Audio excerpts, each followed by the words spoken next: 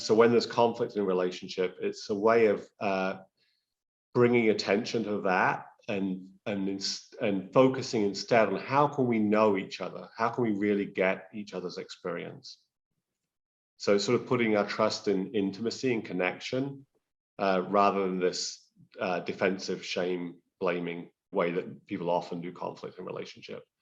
Like when we talk about like what's the problem in our relationship, often the game that's going on is like who's going to take the blame, who's going to take most of the blame, you know, and like that's the sort of when people are talking about their problems, like that's often what's going on, and it's very unsatisfying.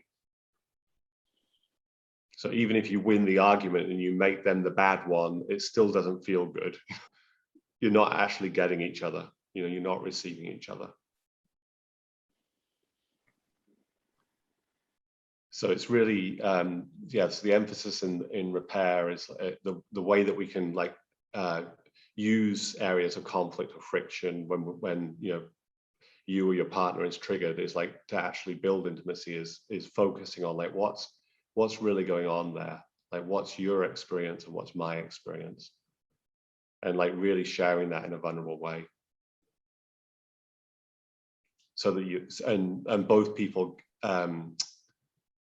acknowledging each other's experience, like receiving each other, like that's the important piece. So it's like it's one, I mean, sharing vulnerably is really helpful, but then because it allows it to be received in a way that often is difficult if it's, you know, you're sharing your experience in a way that's blaming or shaming the other person.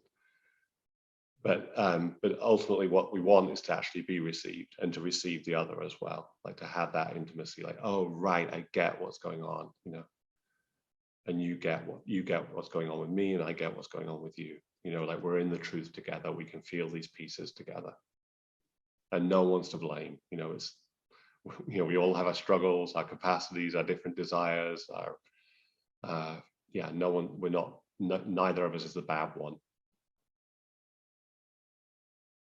We're both struggling, we're both doing the best we can, and pain happens because we're in a relationship.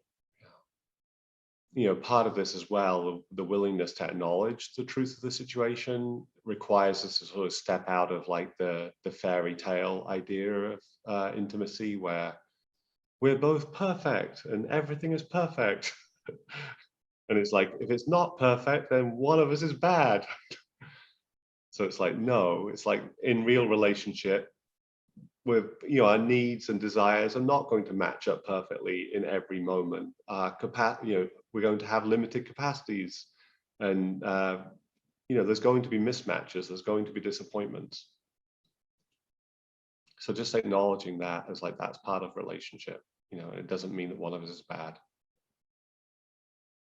And the beauty of doing repair as well is that it builds trust. So when we have these moments where conflict erupts or triggers erupt, and we're able to come together and get each other, it's like, oh right, like, so we don't have to be so scared of like these places where pain happens. You know, we can actually like be intimate and connected and know these places, and trust that we can go there together. I mean, it's so hard to be in a relationship where you can't do that.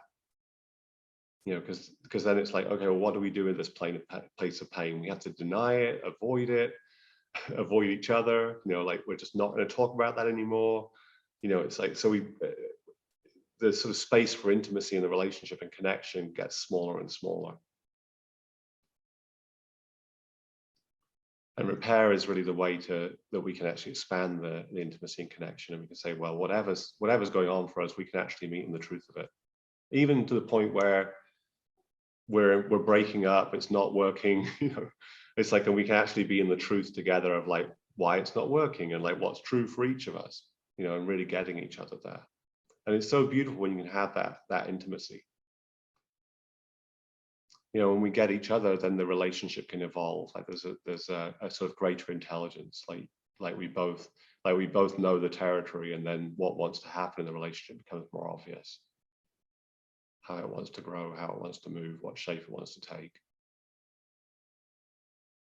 It becomes obvious to both people, rather than feeling alone feeling separate, disconnected.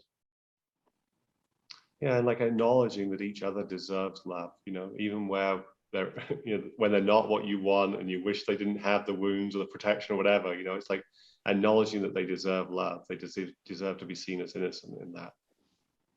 It's so powerful.